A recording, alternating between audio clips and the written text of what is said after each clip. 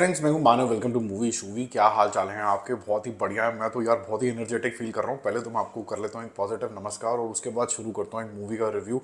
Tobey बहुत ही brilliant movie है। Unfortunately आपको ये हिंदी के अंदर नहीं दिखेगी, आपको सबटाइटल्स के साथ देखना होगा।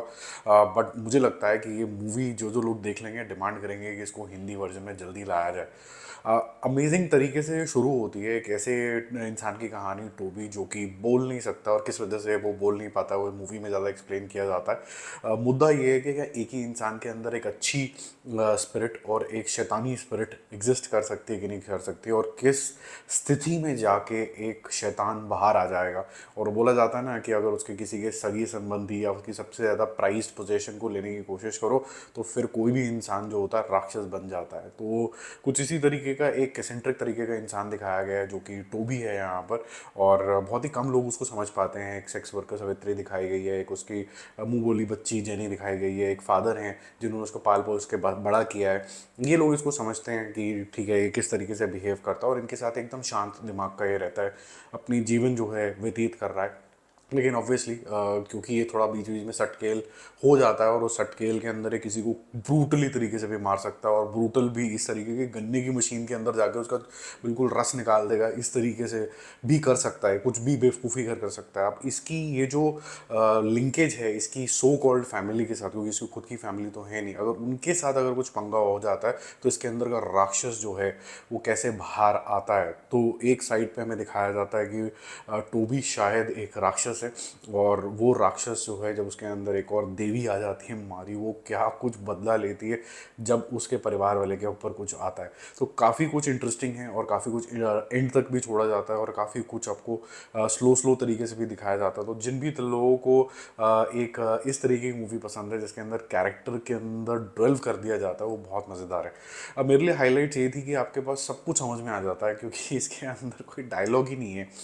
एटलीस्ट इसका तो नहीं है, टोबी का नहीं है, लेकिन आपको सब समझ में आ जाता है। और एक एक्शन मेरे ख्याल से हाईलाइट ऑफ द मूवी है जिसके अंदर वो घर बनाता है। ये ट्रेलर के अंदर भी था, वो ऐसे हट सा बनाता है। वो किसके लिए बना रहा है और किस कॉन्टेक्स्ट के अंदर बना रहा है और उसके राक्षस के पीछे क्या इमोशन है, ज़बरदस्त है। इसके अंदर राक्षस के इमोशन जो दिखाए गए हैं वो अलग तरीके का नज़रिया जो आपको भी इमोशनल कर देता है। ये इसके अंदर एक्शन भी है, ब्रुटैलिटी भी है, लेकिन उतनी ही ज़्यादा इमोशन है। और एंड के सीन के अंदर जब मारी का कुछ आता है, वो ज़्यादा बता नहीं सकते, वो कंतारा के साइड के ऊपर ही है, उसी तरीके का ये है।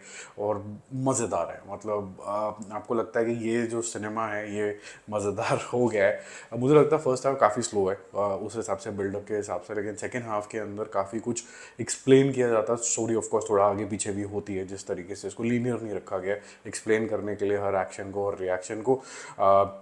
जो जर्नी है इसकी टोबी की भी, वो भी अच्छे तरीके से दिखाई है। उसका चाहे गेटअप ले लीजिए, उसका खूंखारपन जो है, उसके अंदर जो ब्रुटैलिटी भी रखी गई है, वो मतलब वो भी हाफ मेजर नहीं लिए गए हैं कि स्क्रीन पे ये सब चीज़ें मत दिखाओ। अच्छी खासी ब्रुटैलिटी वहाँ पर दिखाई गई है। इससे ज़्यादा इस मूवी के बारे में एक्चुअली में बता नहीं सकते, क्योंकि जो इसका चार्म है वो इसकी स्टोरी ही है, लेकिन जो रिलेशनशिप डायनामिक्स हैं वो इसकी हाईलाइट है। उसको किस तरीके से एक्सप्लॉइट किया गया है। कुछ लोग जो इस गाँव के हैं वो बिल्कुल नहीं समझते हैं इसको, राक्षसी समझते हैं, और कुछ इसकी खुद की दुनिया है जिसके अंदर ये बिल्कुल ही वंडरफुल तरीके से ब्लेंड हो जाता है। उनको भी ये सपोर्ट फंक्शन की तरह दिखता है, उन और बाकी लोगों के लिए भी सपोर्ट फंक्शन की तरह। तो एक्सट्रीम है एकदम। और फिर कुछ लालची इंसान होते ही हैं जो कि ये इराटिक बिहेवियर को यूज़ करना चाहते हैं, और इराटिक बिहेवियर को यूज़ करते करते थोड़ा सा इसके अंदर हल्का सा एक मैथोलॉजी का फ्लेवर डालने की कोशिश करी गई है, जो थोड़ा कंतारा के अंदर भी थी, वहाँ ज़्यादा थी, यहाँ थोड़ी कम है। लेकिन जो रूप दिखता है वो आपको काफ़ी ज़्यादा अमेजिंग दिखता है। इससे ज़्यादा कुछ नहीं बता सकते। इसके अंदर आपका इंजॉयमेंट ख़राब हो जाएगा। बट राज शेट्टी जो इसके मेरे ख्याल से राइटर भी है और डायरेक्टर का तो पता नहीं, बट ये जो एक्टिंग करी है इन्होंने बहुत ही मज़ेदार करी है। इतना पतला सुकड़ा इंसान के लिए मुक्केबाजी, मोड़ उड़ उड़ के मारना इंपॉर्टेंट नहीं था, ब्रुटैलिटी इंपॉर्टेंट था। जैसे कि नवाजुद्दीन सिद्दीकी करता है, छोटी सी बॉडी के साथ काफ़ी ब्रुटैलिटी, रमन राघव जैसी मूवी के अंदर वहाँ पर पागलपन चाहिए होता है। वो पागलपन का जो डेमोन्स्ट्रेशन है यहाँ पर बहुत अच्छे तरीके से दिखाया है। और मेकअप भी स्पेसिफिकली मैं बोलूँगा एंड के अंदर काफ़ी अच्छा है। जो ब्रुटैलिटी के बाद जो कटे फटे निशान हैं वो भी काफ़ी ज़्यादा आपको रियल लगते हैं। तो एक लिमिटेड बजट में एक ठीक ठाक चीज़ बनाने की कोशिश करी गई है, लेकिन स्लो है ये। जो आपकी कंतारा आई थी उसके अंदर फिर भी कुछ कुछ हो रहा था, और कंतारा में मेरी फीलिंग जो थी वो मिक्स थी। मेरा रिव्यू में आपको बताया था, first half is like any other movie, second half में आता है जो आता है यहाँ पर हाँ रेफरेंसेस आते रहते हैं, लेकिन इसके अंदर भी सेकेंड हाफ में आता है जो आता है। जल्दी मिलते हैं और रिव्यूज़ के साथ। You should watch this movie. I think my movie should score would be 8 out of 10। Bye bye.